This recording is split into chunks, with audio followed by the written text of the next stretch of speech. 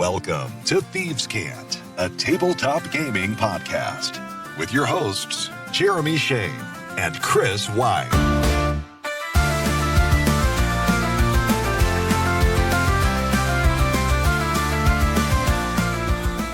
Welcome in and welcome back. It is Thieves' Cant, Saturday, August 30th.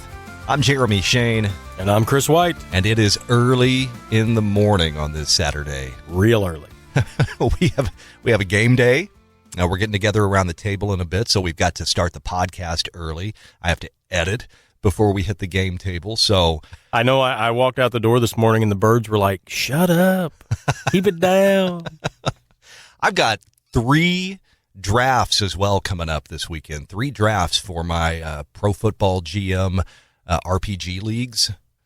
Really? Also known as fantasy football. Okay. But the ones who know. Okay. It's a jam-packed weekend. Nice. Yeah. Well, I would like to say congratulations to Helldivers. Having released on the Xbox, they broke over 500,000 concurrent players. So now is the time to hop on. To dive in. To dive in. As it were. Yeah. All right. Yeah. Well, we know what your weekend looks like. Yeah. Post-game table. My son and I have been playing with the new Xbox players. It's great. Having people who know slightly less about the game than we do because they just started. So it's good times. Hey, thanks for listening. Thanks for following at thievescantcast, wherever you listen to your podcasts. You can email us if you want to reach out, thievescantcast@gmail.com. Today's show, we're going to talk bringing the real world into your game. In addition, we ask a new question of the week, plus the Grim Hollow Player's Guide lands on D&D Beyond. The D&D Onslaught board game gets an expansion. Free League issues an OGL for one of its latest releases, and Pathfinder's adventure paths find a new path. And finally, in our crowdfunding spotlight, we're going to try to define the term rot punk. Rot punk. We're going to grapple with that one. I had that once in college, but little penicillin took care of it. Wow, what a start. Hey, first, we've got some listener feedback. Grail Case over on YouTube has given us some context and clarification on the Summoner class for Draw Steel. We mentioned that the Summoner had made it to open playtest. We talked about our experience just with our read-through of Draw Steel has given us the impression that players have tons of options in this game, and our concern with a Summoner in Draw Steel was what is it going to look like when that player is trying to manage their own character and all of their summons. How hairy of a situation is that going to create at the table? Sure. So you want to let us know what Grail Case has to say? Yeah, he said the Draw Steel Summoner's interesting. They use the minion design so that it's not one player taking multiple turns. So their minion acts on their turn and has a single roll, or often they don't roll at all. So their turn only takes longer if they're moving all their minions around the map. I have a player who wanted to play a Diablo 2 style Necromancer for years and finally feels like he can. That's the dream. Like, I would love to be able to do something like that. If they can pull it off and it's smooth and it doesn't hold up gameplay, I think a lot of people are going to be excited about this. Absolutely. The sounds like they've really simplified things, kind of an elegant take on this. The minions just simply act on a single roll. And as he said, it could get sticky if you're moving all of them. Mm-hmm. But that seems like a smaller hill than our initial reaction to the class. Yeah, it's one of those things where an experienced player, and this might be something more for an experienced player, is gonna know before their turn what they want to do, or at least have a really good idea. And so, yeah, if it can run smoothly, this is going to be great. All right. So again, thank you, Grail Case. Sam McGurran on YouTube follows up on our love for Draw Steel's backgrounds chapter. I was gushing about this chapter, my love for how it good. Broke out these character options. Sam says, I've been playing and running Draw Steel for over a year. I guess he was doing all the playtest packets, probably the Patreon packets that were coming out. Mm-hmm. And the culture career structure has been instrumental in helping players make three-dimensional characters. It's not the most mechanically significant part, but has massive narrative impact. yeah, that was definitely the impression that we got. Yeah, it's nice, and it just makes you think about the character you're playing. So it's good. Absolutely. So, Sam, thank you again. Grail Case, thank you. Really appreciate any feedback that we do receive, whether it's on YouTube or, again, through that email, thievescantcast@gmail.com. And this is great to hear some folks who have some table experience with Draw Steel. We don't have that experience yet. Again, over on our sister show, Thieves Can't Capers, we are simply making our way through book one, the hero's book for Draw Steel, kind of just taking it in as we go, reacting as we read. Yeah. All right. So with listener feedback out of the way, let's head over to the headlines. Okay, Grim Hollow Player's Guide has released on D&D Beyond. That happened earlier this week. This is from a story by J.R. Zambrano on Bell of Lost Souls. The Player's Guide for Grim Hollow focuses on, I'm going to say, Itharis, a dark fantasy world, occult themes, 40 new subclasses for D&D 6e, or, well, 2024 D&D. 21 new species, Dampiers, Wolven, Arisen, 250 pages of character creation and progression option, curses, feats, spells, backgrounds, all for just kind of this dark fantasy occult feel. Mm-hmm. So again, the subclasses sound interesting. Every core class gets 3 new ones, but there's a new monster hunter class that gets 4 subclasses: Carver, Devourer, Occultist, and Trapper. Any of these others look interesting to you, just based on the name? Because that's all we're working with here. The Fool Bard. Yeah, seems right. Yeah, that's I've played with a lot of bards that already had this subclass built in, right? It's what they do. Yeah, the Monster Hunter, the Carver. That sounds kind of cool. Also, the Trapper. I feel like this is something, I don't know what the mechanics are here, but I feel like D&D is woefully in need of like a trap class. Somebody who's just running around the battlefield throwing traps down. Yeah, I know Pathfinder has I believe it's a version of the Ranger that has this effect. Yeah, because that kind of appeals. I mean, I think that's a fantasy that they're not hitting on at all. Yeah. And so that could be pretty cool. I'd like to look at the mechanics. I like the sound of the fighter subclass, Living Crucible. Ooh, yeah, that is pretty good. That's just flavorful. Yeah, I like that. So or you could be a blood druid, a pestilence paladin. Yeah, see that's. I want to read this stuff. I want to role play that just for the alliteration. WizKids has announced an expansion for the D&D Onslaught board game. Tomb of Horrors is coming to the game. That is set for release early in 2026, probably in February. Players will navigate the infamous Tomb of Horrors, facing undead dangers. This will bring co-op play to the Onslaught board game, something that it's been missing to this point. It's only been competitive. New map tiles, new monsters. Of course, you do need that original core set to play. And if you're not familiar with D&D Onslaught, from the core set, they tell us it's a competitive skirmish game. Each player controls an adventuring party from one of the Forgotten Realms factions. And then, you're doing what adventuring parties do. You're delving into dungeons. You're battling rival adventurers, fighting monsters, questing for treasure, so on and so forth. So I used to be big into just about every board game that D&D was putting out. The Castle Ravenloft board game, that series... with like Wrath of a Chardalon. Those were a lot of fun. I've fallen off over the years just because, eventually you realize you can't buy everything. Yeah. Yeah. but Onslaught kind of has my attention here.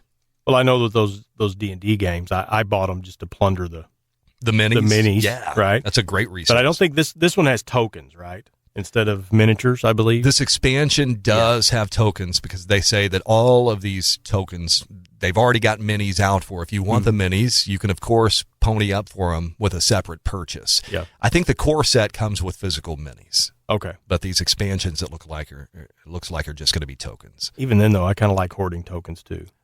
I have no problem with tokens. If I don't have the mini, I can throw that out there. It's a representation. Right. Yeah. So that alone is fun. I like all the little bells and whistles that come with Fiddly these bits. things. Yes, the fiddly bits. Yes. That's it. Hey, Free League has dropped the OGL for their latest Coriolis release, Coriolis the Great Dark, allowing community creators to publish content for the game without royalties. The lead designer states that the game's vision is to have boundaries as vast as space. So they are eager for community-created stories and worlds just to kind of, expand outward. It's an irrevocable license, and we need to point out it does only apply to Coriolis the Great Dark, not the previous Coriolis the Third Horizon. Great Dark is kind of like the 2E. Mm-hmm. You can find more details on that on the Free League website. And one last headline. I don't know if you noticed, there was an announcement this week that Pathfinder, Paizo, is changing the adventure path model. They are no longer going to publish monthly soft covers. They are switching to quarterly hardcovers in 2026. What do you think of that? It's not really that drastic of a change in terms of the content. It's just the form that it's being pushed out in. I think they said these hardcover books quarterly are going to be about $80, which will still be cheaper. I remember when they first started doing the adventure path releases, like Rise of the Rune Lords, I think was the beginning. They were 6 parts, $20 soft covers monthly. So I mean, there you're looking at $120. Yeah. Basically a subscription. Yeah. Exactly. Yeah. But that was a lot of the appeal for people that were getting into Pathfinder. Their adventure paths were people were ravenous for them, right? Yeah, absolutely. What were some of the big ones?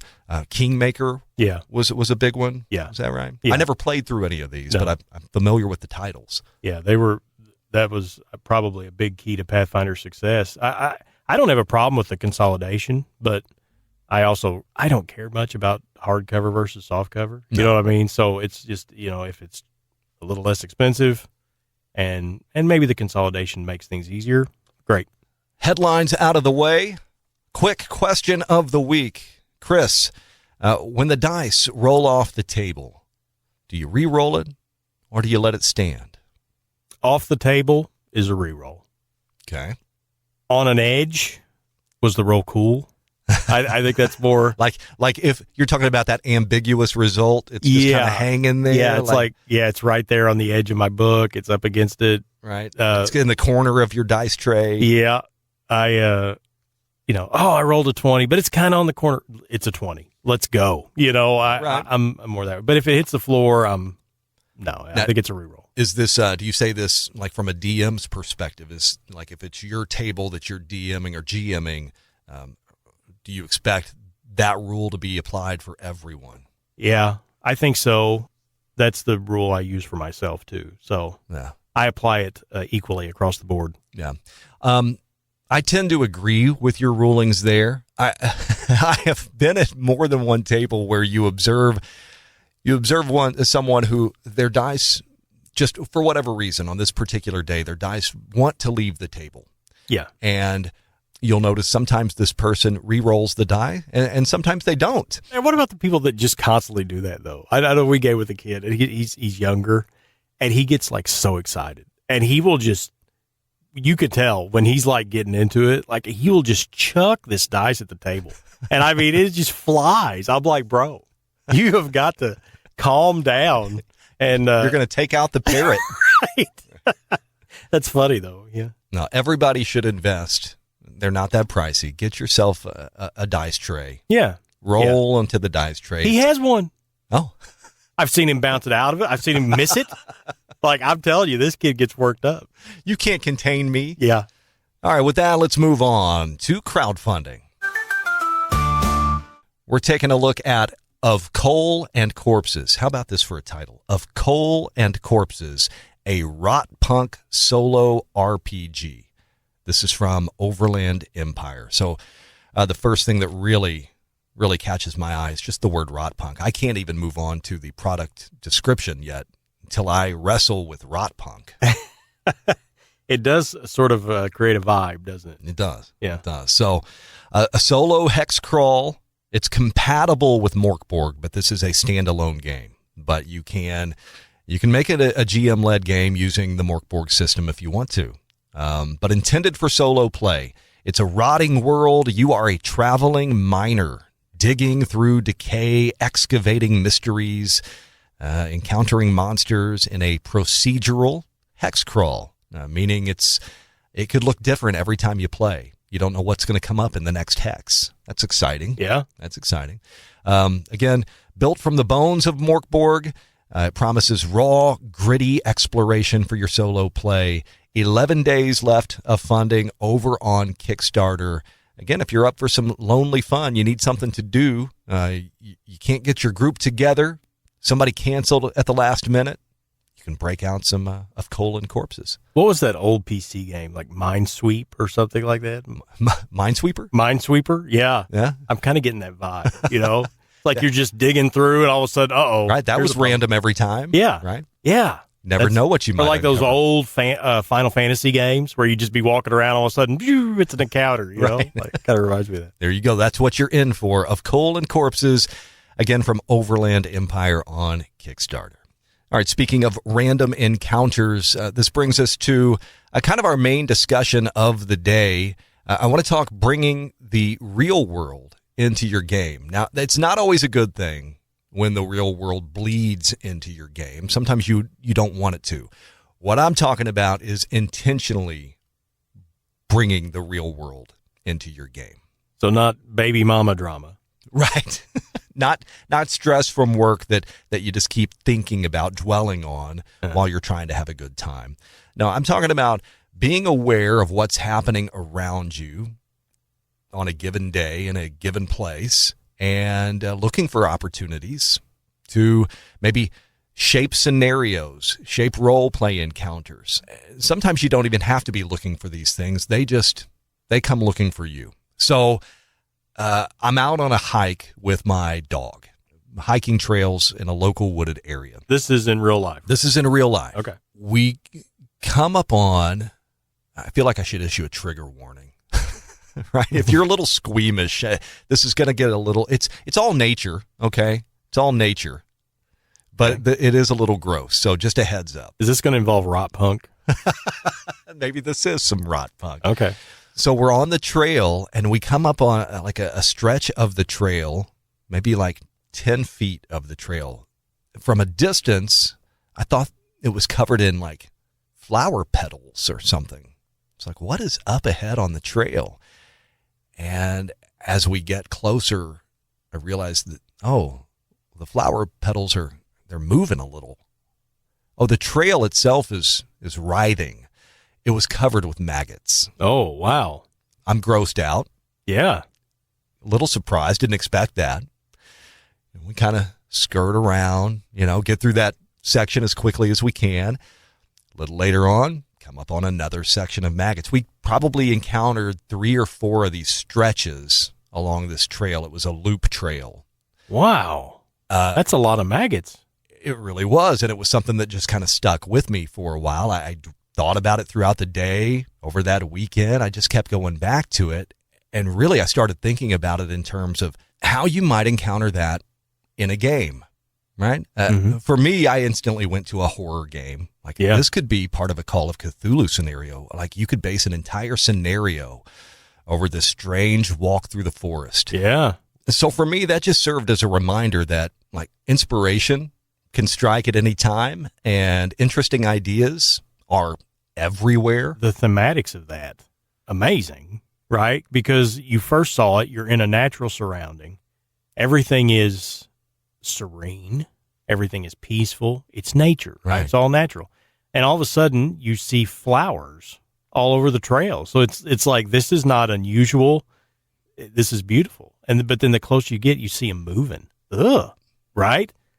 You can imagine as a player, like getting this description from your GM, right? And how that would impact you. What do you mean they're moving? I'm going to go closer. I want to look at it. Yeah, you realize that it's this mass of maggots on the trail. Well, okay, now all of a sudden, obviously this is a natural phenomenon, but it sure doesn't feel like it, right? Right. Something felt off. And I don't know if you experienced this in real life, but as you walked past that, like, did you feel like you were going over a threshold or something. Like, whoa, I just walked into something weird. Yeah. Certainly. It's like, do I want to walk across this, you know, or should I just head back the other way? I'm still going to get a decent hike in. Right. Yeah, there is that sense. But then it just keeps going. Like, you see it again. Right? And I love it because it's like, now all of a sudden the force is different, right? I mean, especially as a player, if I'm in that scenario, it's like, what's happening here? Now we crossed another one. It feels like I just crossed another threshold into even more weirdness, you know? And so, yeah, that's great because those are the elements that sometimes they set the mood, right? It's not even about combat. I mean, obviously in real life, you're not going to have a monster run out at you. But if you think about in the forest scenario and suddenly you see an owlbear, okay, it's an encounter, that's it. But now we have these maggots. I feel like I crossed a threshold, right? And now and it's just I'm descending almost into madness, you know, you would see in a Cthulhu game or something. Yeah, I could see this Cthulhu scenario if you set it on this loop trail. Yeah.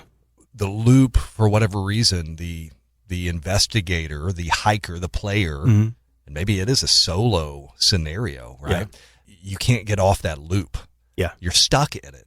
The more times you circle trying to find your way out, the more prominent the maggots become. Maybe now they're not just on maybe it's not just a stretch of the trail now. It's the entire trail. Yeah. Without any breaks. And now also they are coating they're covering the trees. This makes me kind of think of like the back rooms, you know, where it's like you're in this setting that's generic almost, like almost uncomfortably generic, you know, it's just everything. But then you just start finding things that are out of place, like they don't belong here. I think that's a lot of horror. It's when you take the familiar and all of a sudden there's something that ought not to be here, you know, and that really starts to change things. It escalates it, right? Or it's the fact like when you wake up in the middle of the night and the pile of clothes in the chair looks like somebody's sitting there, you know, and it's terrifying, right? So it's when the familiar appears in a way that's unreasonable, when something is happening that shouldn't be.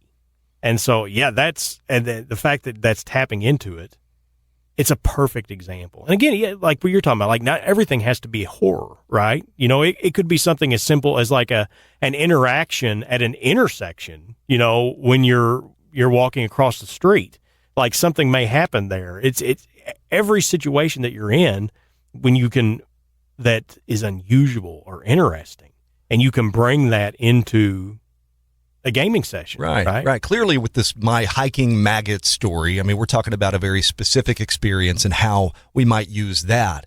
But just in other aspects of day-to-day life, just being an active observer of the world and the people around you. If maybe you have trouble fleshing out NPCs, well, like maybe make a conscious effort, like, I just want to pay attention to someone's demeanor, the grocery store clerk who's ringing me up. Mm-hmm. What are they like? What are their, you know, do they have any mannerisms? Were they friendly? Were they just kind of going through the motions? All right, the next time my players enter a shop to interact with someone, I'm just going to take that, my generalization of this person, and use that as my NPC. Yeah, you'll have to reskin it, but people are people. Right. And so, you know, you can attach all that to it. It's like, if you want to know about bartenders, watch bartenders, right? Like, see what they do. What are they doing in the downtime when there's not somebody ordering a drink? Are they cleaning a glass? Are they just trying to chat it up with everybody? Are they, you know, sweeping up? What are they doing? When you're in an inn and you're looking at the bartender, all those things are descriptors. Right. So it can be simple stuff like that, or like an extreme case, you know, with your maggots on the trail, right? I mean, where it's like, whoa. And we've all had those moments where it's like, this is not right. This is not correct. Deja vu is a great one. Oh, yeah. You know, where you get the feeling like you almost feel like you can predict what somebody's going to say next. It's like so familiar. Like all this has happened before. Even with those interactions, like putting that in a game, deja vu, I don't think I've ever seen it incorporated, but that would be terrifying. You know, if all of a sudden you are, you know, like, I've been here before. I've done this. You know, that's some mind-melting stuff, especially in a game where maybe you did. Like, this is, you know, it's not real life. Like, maybe you did experience this before. Maybe, I think bringing those experiences in, especially things that kind of raise your hackles, the hair on the back of your neck. Like, yeah, all that is going to have the same effect at the table, probably magnified because of the scenarios. So it sounds fun. In what ways has the real world found its way to your game table? You can hit us up again, thievescantcast@gmail.com. Find us online at thievescantcast. We would love to get your feedback. Chris, you ready to change hats? Put on your GM hat? It is off to the game table. That's right. We might be coming to a stopping point. Well, I guess we will either way. But I thought it was going to end like 2 sessions ago. So right. It's taken a little while, but that's okay. I mean, that's how things go. We've got some puzzles in here. Yeah. Not always easy. The GM plans and the players laugh. Yes. Isn't that how the old saying goes? Yes, that's true. Yes. So just have to learn to laugh along. Right. Hey, we will see you coming up on Wednesday for our next episode of Thieves Can't Capers. We're going to be diving into Draw Steel's classes. So if you are following along on that journey with us, we will see you then. Otherwise, we will catch you next week on Thieves Can't. Have a great week of life, great week of gaming. Yeah, don't get rot punked. I'm Jeremy Shane. And I'm Chris White. It's been Thieves Can't. So long. Thank you for listening to Thieves Can't. Email thievescantcast@gmail.com.